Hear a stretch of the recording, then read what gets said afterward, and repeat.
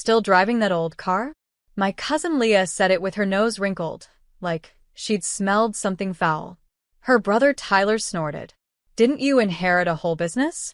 Guess none of it made it to your garage. Laughter erupted around the dinner table. Aimed at me. Always at me. My name is Renee. And from wherever you're watching this, stay with me. Have you ever been underestimated so deeply that your success felt like betrayal to the people who should have celebrated you? I stared down at my plate. Dried chicken, overcooked rice, and humiliation served fresh. It was a family dinner at Aunt Diane's house, and I already regretted showing up. The same house I used to mow the lawn for as a teenager while they sipped lemonade and told me maybe college wasn't for everyone. Now they sat around me in new watches and old mindsets, still convinced that I was the black sheep who never made it out of the dirt. And when Leah made that comment about my car, I just smiled gently and shrugged. It runs fine, I said. She probably doesn't know what a car payment feels like, Tyler added, elbowing his cousin like they were tag-teaming a comedy routine. And maybe they thought I'd bite back. Maybe they wanted me to snap, to lose composure, to prove I was still the outsider. But I didn't, because I had something better than a comeback. Just then, my phone buzzed in my purse. I glanced at it, tapped once, and stood. Sorry. I need to take this. They smirked like I was trying to escape the heat. I stepped just outside onto the veranda. The sun was setting in soft gold. I raised the phone to my ear. Yes, I said calmly. My assistant's voice came through crisp and clear. Hi, Renee. Just confirming your jet has landed. They've brought the rolls around and pre-cleared customs. We're ready whenever you are. I turned back toward the open window of the dining room and paused. The silence inside was total. I hadn't meant for them to hear, but I hadn't exactly hidden either. When I walked back in, I didn't say a word. I didn't need to. The air had changed. Leah's fork was frozen midair. Tyler blinked like someone had unplugged his brain. Jet, my uncle finally asked, eyes squinting. I just smiled politely and sat back down. Business trip. Early morning. I didn't elaborate. That was the power. Because here's the thing. They thought they knew who I was. That I was the quiet girl with the dusty sedan and hand-me-down handbags. What they didn't know was that I was the CEO of the very company they'd laughed at me for starting. That I owned more real estate than our entire family combined. That the car I drove wasn't because I couldn't afford better. It was because I remembered where I came from and I never wanted to forget. They mocked me for staying grounded. But they were about to learn what it looks like when someone rises in silence. And next, I was going to show them exactly why you never laugh at someone who's still climbing. Because when they reach the top, they remember every word. My cousins always believed that success was inherited, not earned. They grew up in manicured houses with silver spoons and granite countertops. I grew up watching my mom fold diner tips into envelopes labeled rent and electric with the kind of precision that only desperation teaches. My dad disappeared before I turned 7. No note. No warning. Just gone.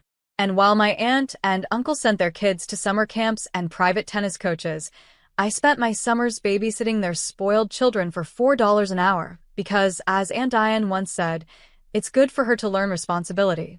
What I learned instead was that love in our family came with conditions. They smiled when you served them, scoffed when you stood on your own. When I was 17, I got into 3 good colleges. Full scholarships. I told the family over dinner one night, heart pounding, eyes sparkling. Leah rolled her eyes. Wow. Must be nice when you don't have to pay for it. Uncle Greg added, college doesn't make you successful. It just makes you debt-ridden. My mother was the only one who clapped. Quietly. With tears in her eyes. They mocked me again when I started a company instead of getting a safe job. It was a messy startup, small-scale logistics for minority-owned food suppliers. Not sexy. Not flashy. Definitely not respectable enough for family barbecues. Tyler laughed when he saw me making deliveries myself. You? Running a business? Thought you were going to be the next Oprah, not UPS. Leah once said, it's kind of embarrassing, isn't it? Like playing entrepreneur? But I kept working. Nights, weekends, holidays. I reinvested every penny. I lived in a studio apartment that was half storage closet. Ate ramen. Lost sleep. Gained grit.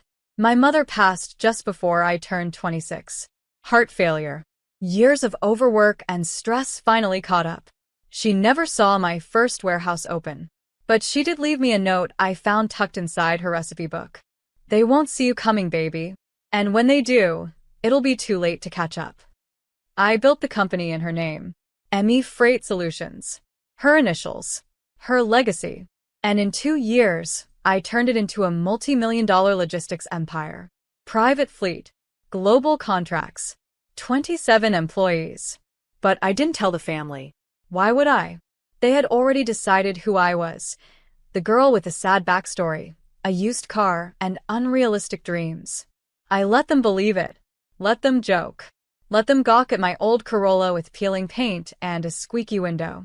Because to them, that car was proof I hadn't made it. But to me, that car was the steering wheel I gripped every night when I cried behind the wheel after 14-hour shifts. It was the front seat where I'd read my mother's note over and over. It was the one constant reminder that I was still moving forward, even when it felt like the world was driving past me. They saw rust. I saw roots. And when that assistance call came through at dinner, it wasn't a flex. It was a reminder that I didn't owe them explanations, just consequences. After that dinner, everything shifted. Not for me, I was already living in my truth, but for them. My cousins, my aunt, my uncle, suddenly they were curious. I'd spent years being invisible in this family. But now, I was a headline they couldn't stop clicking. 3 days after the dinner, Leah sent me a message on Instagram. Hey girl, didn't know you were flying private these days, LOL. Smiling face with heart eyes, we should totally catch up. Tyler posted a story the same day. A boomerang of him holding a cup of espresso at some pop-up cafe with the caption, "Grind time briefcase, manifesting boss vibes fire." He'd never posted about work before. That's when it hit me. It wasn't the jet that shook them. It was the fact that I'd passed them by and never told them. I wasn't bragging. I wasn't flashing my wealth. I wasn't begging for validation. And that silence made them desperate to know more. They had lived their entire lives believing wealth meant power and power meant control. That they were the standard to be measured by. But I'd walked right past them, quietly, completely, and they hadn't seen it coming. So now, they were scrambling. And then something happened that confirmed just how much it was eating at them. I got a call from a supplier who'd referred me to a new client. A boutique grocer in another city. Great lead. But the conversation took a strange turn. The manager said, "One of your cousins? I think his name was Tyler? He reached out to us last week. Said you recommended him. But his numbers were off. And he couldn't explain how his logistics worked." I froze. Tyler was trying to use my name. I thanked the manager, hung up, and sat there for a long minute. He didn't congratulate me. He didn't apologize for mocking me. He didn't even ask me directly. He just tried to steal a piece of what I'd built and hoped I wouldn't find out. But I did. And it didn't stop there. Over the next week, 2 more people messaged me about family members name-dropping Emmy Freight. Leah had apparently pitched a fake consulting service to a local boutique using my company's portfolio as her past experience. She was presenting my warehouses, my deliveries, my hard work as hers. That's when it stopped being annoying and became personal. They hadn't just dismissed me. They were now trying to cash in on the image they once laughed at. The girl they called a failure? Now, suddenly, she was their golden ticket. But they'd forgotten something important. You can't steal from someone who's already 2 steps ahead. So I started tracking everything. Screenshots, emails, voice notes, fake invoices. Not to retaliate, to prepare. Because I knew exactly how this story ended. They wanted to wear my success like a costume. But I was about to show them the price of pretending to be someone you once tried to bury. They played small games. I was about to make a big move. And the only thing better than rising is rising while they're still trying to figure out how you did it. I could have called them out publicly. Could have embarrassed them the way they tried to embarrass me all my life. But that would have given them something they didn't deserve.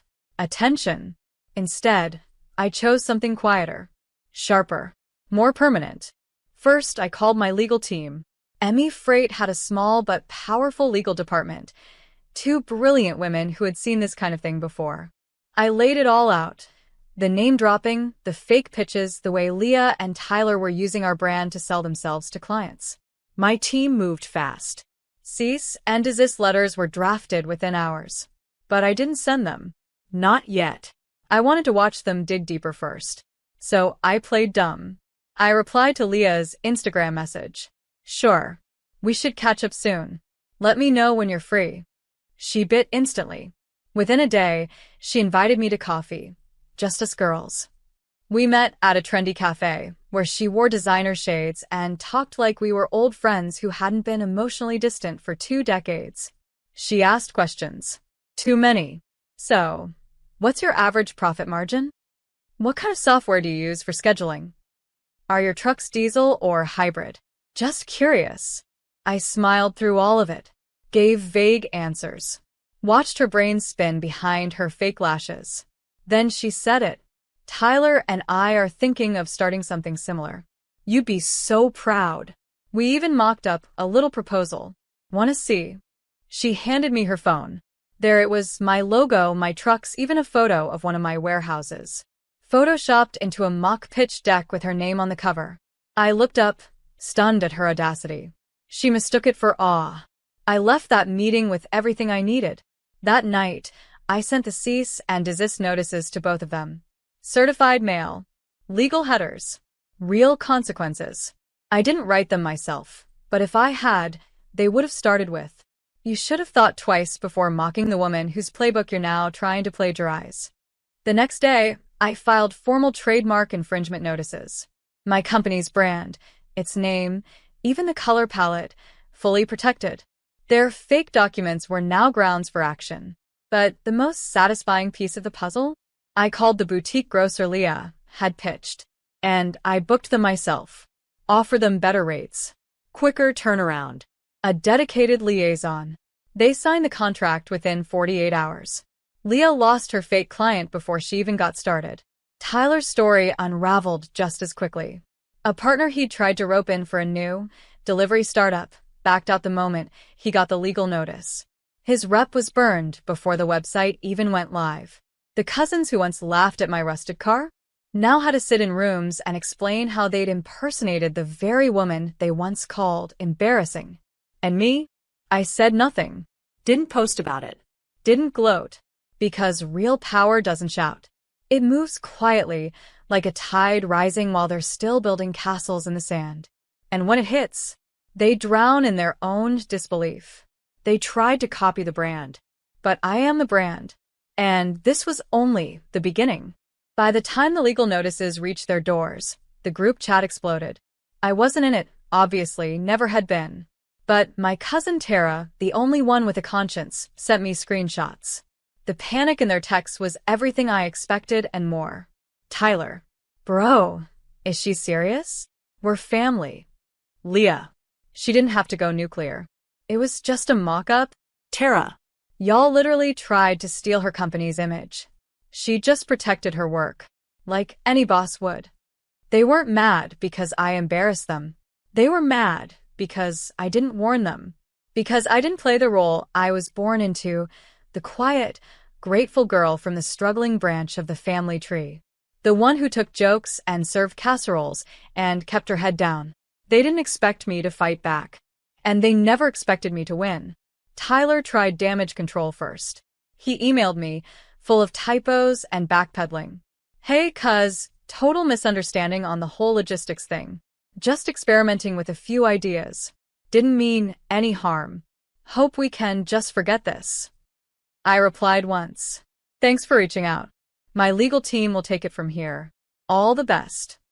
No smiley face. No warmth. Just corporate precision. Leah went silent. Not a single word.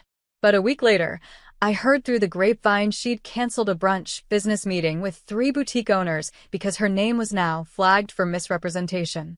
One of them was my client now. Meanwhile, my actual business? Thriving. Our expansion was ahead of schedule. I just signed a deal with a luxury food brand for a 5-year transport partnership.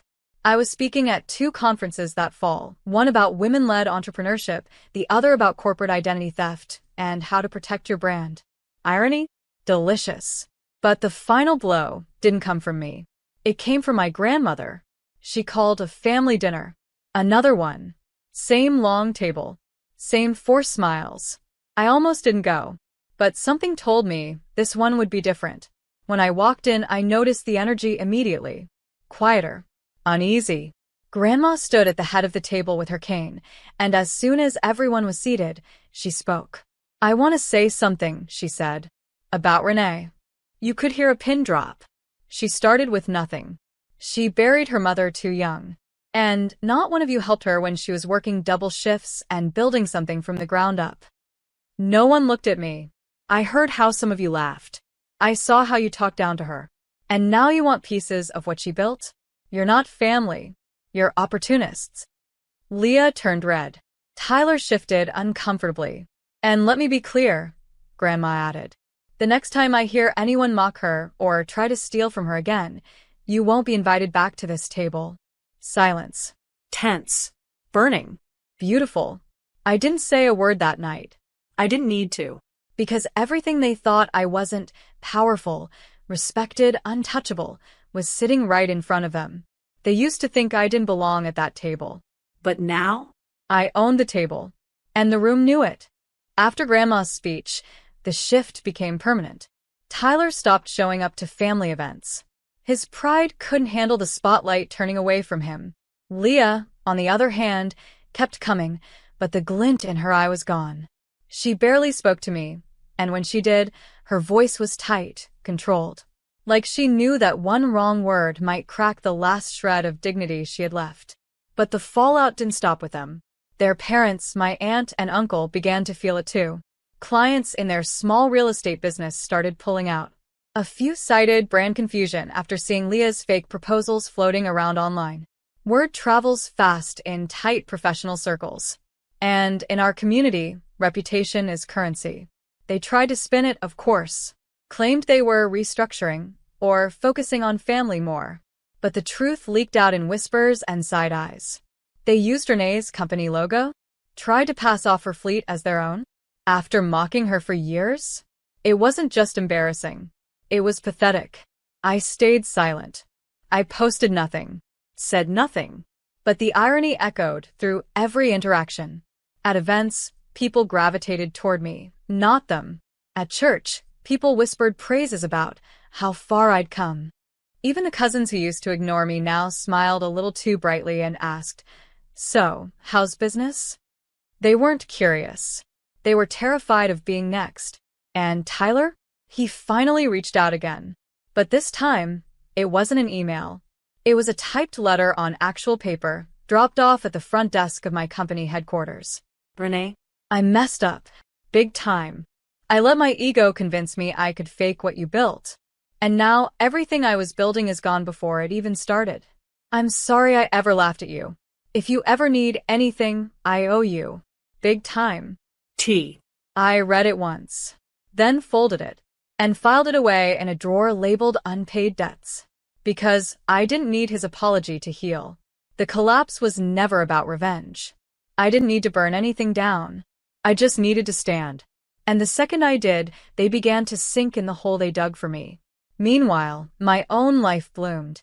I opened a second headquarters in Atlanta, hired more women into leadership, launched a mentorship program for young entrepreneurs from underserved communities, kids like I used to be. And every time I got in my old car, that little beat-up Corolla, I smiled. I still drove it. Not out of necessity. Out of principle. Because the engine that once carried me through sleepless nights still ran like it had something to prove. Just like me. So while they scrambled to rebuild what they never really had, I expanded in silence. One contract at a time. One flight at a time. One legacy at a time. And they were stuck where they started. Mocking shadows. Watching the girl they underestimated become the woman they couldn't reach. 6 months later, I stood in the hangar beside my private jet as the wind whipped through my coat and my assistant checked her clipboard with precision. Across the tarmac, A team of new hires unloaded product samples headed to our partners overseas. From a beat-up Corolla to a fleet of trucks and air freight? Yeah, we had come a long way. But my rise wasn't built on revenge. It was built on memory. I remembered the nights my mother cried silently at the kitchen table when rent was due. I remembered the pitying looks from family as I poured punch at their parties, knowing full well I was there to serve, not belong. I remembered every eye roll, every "still driving that thing?" jab, every dismissal that turned my silence into fuel. And now, I had carved a life from that silence. Not loud, not flashy, just solid. My logistics company had surpassed $20 million in contracts. We'd expanded into South America, developed eco-friendly transport solutions, and partnered with 2 international nonprofit orgs to ship medical supplies to disaster zones, at cost. Impact. Legacy. Not just profit. Meanwhile, the house I lived in now, paid in full. It wasn't a mansion by choice. 3 bedrooms, full garden, custom kitchen design from scratch. Warm. Quiet. Mine. But the most important place in that house? The wall in my home office. One photo, framed in gold. Me and my mother, standing beside that old Corolla, both of us laughing. She was holding a manila envelope labeled incorporation papers. She never lived to see the company take off. But she saw the beginning. And that's what mattered. Once a month, I host a dinner. Not for family. For the women I mentor. Young, fierce, underestimated women who remind me of myself at 19. They come with ideas, notebooks, nervous laughs. I watch them closely, how they talk about their dreams with disclaimers, like they've been told to be realistic too many times. And I tell them the same thing every time. They'll laugh at your rust. They'll roll their eyes at your silence. But when your jet lands, they'll pretend they were cheering all along. At one of those dinners, Tara, my one cousin who never turned her back, pulled me aside. "You know," she said, "they still talk about you. Whisper your name like a warning." I smiled. "Good," I said. Because I wasn't their cautionary tale anymore. I was the consequence. And as I sipped my wine that night, surrounded by laughter, hope, and the hum of futures being built, I realized something. Success isn't just measured in dollars. It's measured in who you lift with you, in how you rise without stomping and teach others how to climb. They tried to mock me into silence. Instead, they watched me turn that silence into a platform. And now, they're still sitting at that dinner table, while I'm rewriting the menu. A year to the day after that infamous family dinner, Aunt Diane hosted another one. Same table, same roast chicken, same crystal glasses clinking under dim lighting. But this time, I didn't sit at the far end, waiting to be acknowledged. I wasn't even planning to go. I had a ticket booked for Tokyo, business class, not private jet this time. I liked to remind myself what it felt like to move among people instead of above them. But Grandma called the night before. Come. Not for them. For me. So I did. I wore the same coat they once called plain. Minimal makeup. No jewelry. Just me, still and solid. When I walked in, the room stilled. Leah glanced up from her phone. Tyler looked down at his plate. Uncle Greg offered a stiff nod. Aunt Diane tried her usual smile. "Look who made it." I smiled back, gentle but unreadable. We ate in near silence. No one mocked my car. No one asked about my business. But not out of respect. Out of fear. Because they knew I wasn't the story anymore. I was the ending. After dessert, Grandma stood. "I just want to say something," she said, voice trembling but proud. "A year ago, someone at this table made a joke. A joke they thought was harmless. About an old car. About a young woman. And today, that woman has done more for this family's name than anyone here." Everyone went still. She turned to me. "Renee, I'm proud of you. Not because you're rich, but because you remembered who you were when they tried to make you forget." I blinked back tears. And for the first time in a long time, I felt seen. After dinner, I walked to the driveway. My old Corolla still parked right where I left it. A dent near the back, faded hood, engine still humming like a fighter. Leah passed me on her way out. She looked at the car, then at me. You still driving that thing? She asked, no laughter this time. Just genuine disbelief.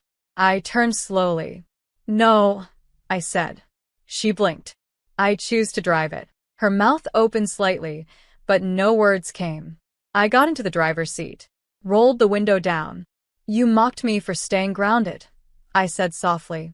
But you know what the sky teaches you when you fly alone? She stayed silent. That not everyone deserves to rise with you. Then I drove off. And as I turned the corner, I felt a strange peace. Because I hadn't destroyed them. I didn't need to. They were living in the ruins of their own arrogance. While I was flying. Not because of spite, but because I built wings from the very rust they laughed at. They mocked the car. But the car never broke down. I didn't either. And the silence that followed my takeoff was the sound of them realizing they never saw the driver coming.